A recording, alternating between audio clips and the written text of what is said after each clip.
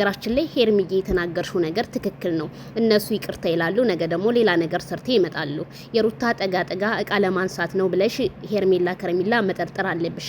ከነሱም ጋር መገናኘት የለብሽም። እንደ እውነታው ማይክል ጃክሰንም መገናኘት የለብህም እንዴ። እነሱ ብዙ ጥፋት ያጠፋሉ፣ ግን ይቅርታ እናረግልሃለን ይላሉ፣ ይቅርታ አርጉልን ይላሉ። ታደርጋላችሁ። ካደረጋችሁ በኋላ ደግሞ እነሱ ላሽ ብለው ነገ ሌላ ቁማራቸውን ሰርተው ይመጣሉ።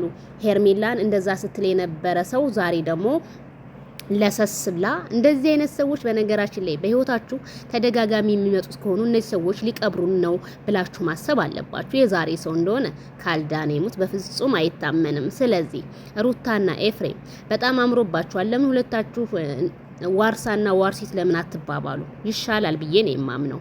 ይሄንን ያህል ሰውን ከጠላችሁት ከነምናምኑ ጠልታችሁ መሄድ እንጂ ጧት ማታ መገናኘቱ እኔ ተገቢ ነው አልልም።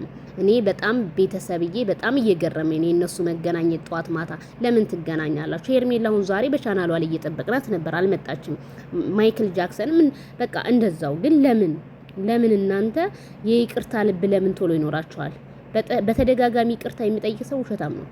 በተደጋጋሚ እናንተን እየቀበሯችሁ እነሱ ደግሞ ይቅርታ እንደው እናንተን ይቅርታ የሚሏችሁ መቼታ እንኳን በመጣችሁ በፕሮግራማችሁ ስንት ነገር ሲደረግ ሩታ አንድ ነገር እንኳን ወጣ የተናገረችው ታሪክ የለም።